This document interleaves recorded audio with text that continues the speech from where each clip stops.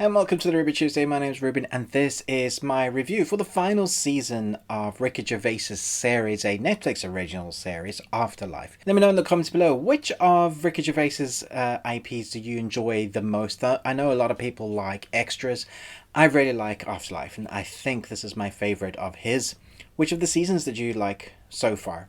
So once again, there are 6 episodes, 30 minutes apiece, and it's so nice to watch a British series that knows when it's starting, knows when it's the beginning, the middle, the end is. When it gets to the end, it doesn't keep going. It doesn't, have 17 seasons. And this definitely has that. And in the light of the 3 seasons, you can now clearly see the established path that Ricky wrote with his character Tony.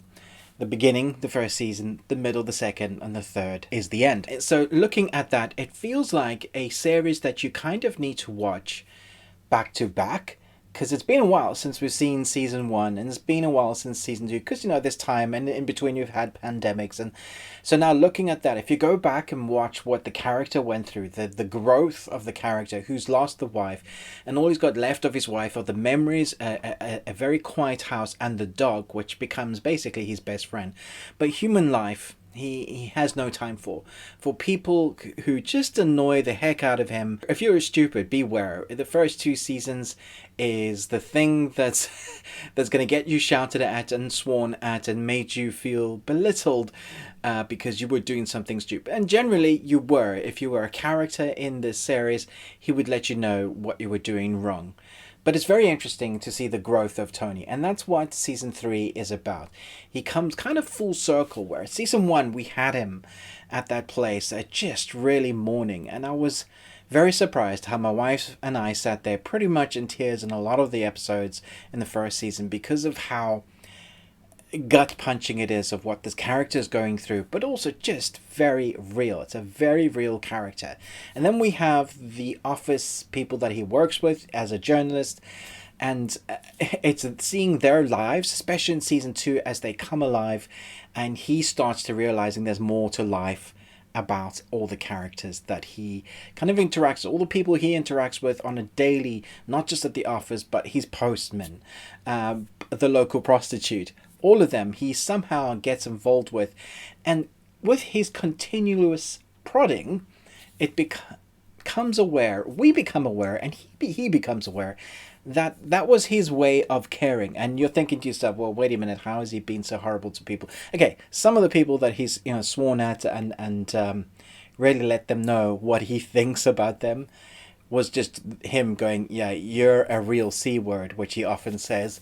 But a lot of the time, the people that he's having a go at is him prodding at consistently, trying to get them to do something different in their life with what things have gone wrong. And eventually, they kind of do in a roundabout way. And it's the character's realization that making people happy makes him happier. And it's a fantastic full circle, because again we have that beginning, middle, and end. So in season 3 we have him seeing that making people happy is what he wants to do. Not necessarily means that he will be happy and that he no longer is sad, because that sadness will be with him forever. And anybody that's lost a loved one or is losing a loved one knows the sadness that comes with. If you've lost a family member, from wife, mother, child, grandfather, grandmother, depending on who you were close with, or a friend, it can be anybody that's you were close to in your life, you'll know the grief that comes with that. And I feel like this series really touches on key points. So in this series you have really extreme characters of people, and for the most part they are real people. There are a few extreme characters, and there was the psychologist from season 1 and 2. Psychologist got really heavy-handed in what they said in season 2, and is just not back at all in season 2. In season 3, which I'm very glad about, because I just felt like that character was unnecessary and too far. A very few people didn't mind them, but for the most part that's been written out, which is great. There are a couple of those characters that you just love to hate in this season, which is also great, because you kind of need a bad guy. But for the most part, you are following these characters that everybody has their own thing that they're going through. And Ricky, for the first time, well, Tony, the character, sees that for the first time with, stepping back from his own misery, realizing that everybody's going through their own crap. And having the character realization, well, the realizing that is such a satisfying ending to the story. There is going to be no more. And if I were to rank them, I wouldn't know how to, because I just feel like it's one story that's broken up into three pieces, that beginning, middle, and end. As a complete series, I think I would give this 5 out of 5 Nicolas Cages. I do feel like if you're watching it separately, some seasons are stronger than others. But as a whole, looking at that, like as a whole apple without having bitten into it, it stands as a really intelligent look at the loss of life and how people will learn to carry on through that, through helping others, through what even life means, through everybody else's crap. It just is a lens on people's life, and it does it in a way that is respectful but also funny in the Ricky Gervais way, if that makes sense. Thoroughly entertaining.